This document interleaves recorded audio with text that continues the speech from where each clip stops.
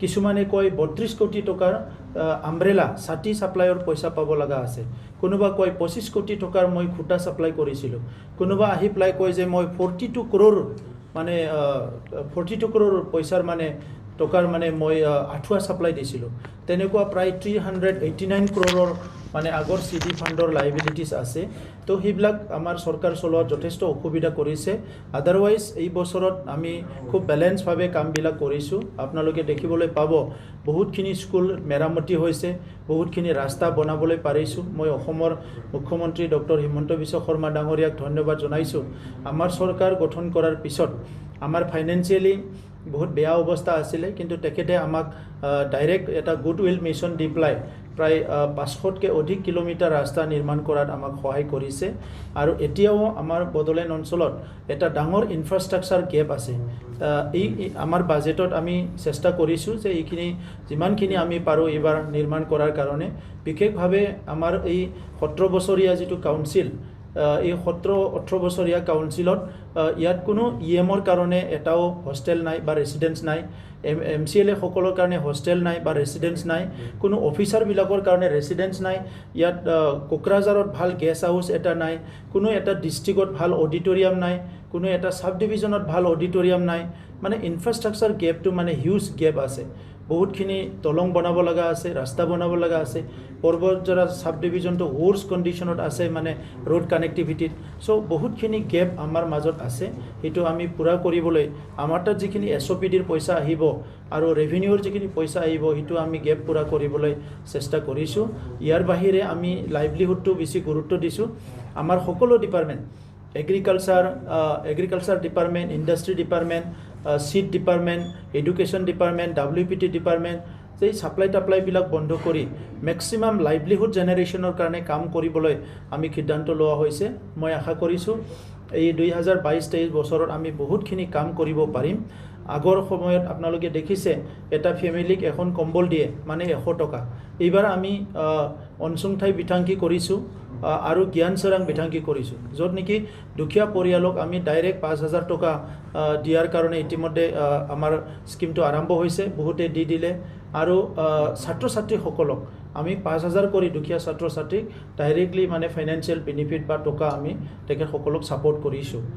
health সেক্টৰত আমি যথেষ্ট কাম কৰিবলৈ লৈছো যিবিলাক এৰিয়াত এতিয়াও হস্পিটেল নাই তাত টেলিমেডিচিনৰ ব্যৱস্থা কৰিব বিচাৰিছো আৰু ইয়াৰ লগতে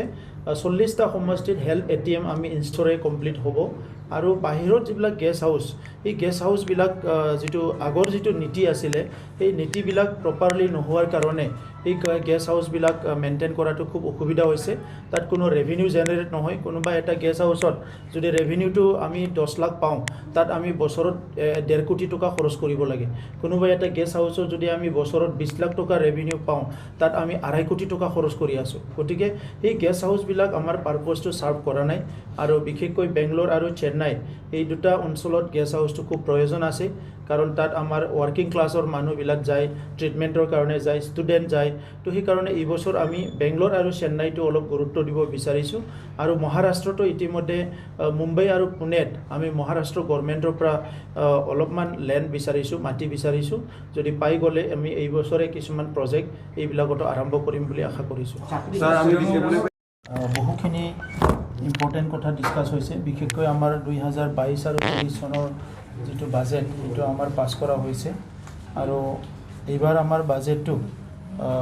যেটো আমি দাখিল কৰিছো হেতু আমাৰ ৰিসিপ্টটো হ'ব 315766.33 লাখ আৰু এক্সপেন্ডিচাৰ হ'ব 327131.48 লাখ আৰু ডিফিজিট হ'ব আমাৰ 1136.15 লাখ মানে 100 কোটি প্ৰায় ডিফিজিট আমাৰ বাজেট এইবাৰ আমি দাখিল কৰিছো এই বাজেট দাখিল কৰাৰ আগতে আমাৰ বহুতখিনি কনসালটেটিভ মিটিং এইবাৰ হৈছে সকলো ডিপাৰ্টমেন্টৰ লগত আমি আলোচনা কৰিছো আৰু আগৰ চৰকাৰৰ দিনত যিবিলাক বাজেট বা এওপি বিলাক তেখেত সকলে প্ৰিপেয়াৰ কৰিছিলে তাত যথেষ্ট আখুৱা আছিল যে এটা কামটোকে 2 বছৰ 3 বছৰ দেখাই পেলাই পইচা ওলোৱা তেনেকা বহুত হৈছে আৰু বিশেষভাৱে আজি আপোনালোকক ক'ব লাগিব যে মই ইএম সকলক ধন্যবাদ জনাইছো কি এই এক বছৰত আমাৰ যিটো চৰকাৰ গঠন কৰাৰ লগে লগে যিটো আমাৰ সিদ্ধান্ত আছিলে যে আমি কোনো লাইবিলিটি নকৰোঁ সো আমাৰ কোনো ইএমএ আমাৰ কোনো ডিপাৰ্টমেণ্টে এতিয়ালৈকে লাইবিলিটি কৰা নাই আগৰ চৰকাৰৰ যিটো 2300 কোটি লাইবিলিটি সেইটো লৈ পেলাই আমাৰ গভৰ্ণমেণ্টে খুব চিন্তিত হৈ আছে কাৰণ এটিএম আমি ইনষ্টল কৰিব বিচাৰিছোঁ যাতে মানুহবিলাক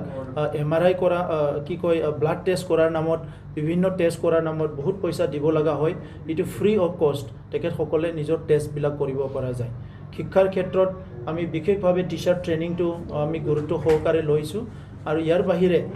যিখিনি আমাৰ ইনফ্ৰাষ্ট্ৰাকচাৰ লগতে কোৱালিটি এডুকেশ্যন দিব লাগে ইয়াৰ কাৰণে বেছিভাগে কাম কৰাৰ কাৰণে আমি সিদ্ধান্ত লৈছোঁ গতিকে এই বছৰৰ বাজেটত আমি বহুতখিনি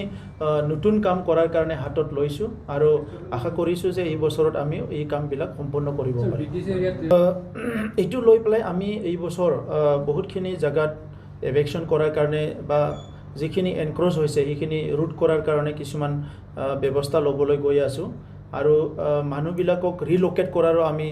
চিন্তা চৰ্চা কৰিছোঁ আমাৰ মুখ্যমন্ত্ৰী ডাঙৰীয়াক বিচাৰিছে কি বহুতখিনি অঞ্চলত আমাৰ এফৰেষ্টেশ্যনটো পুনৰ হ'ব লাগে জলবায়ুৰ যিটো কথা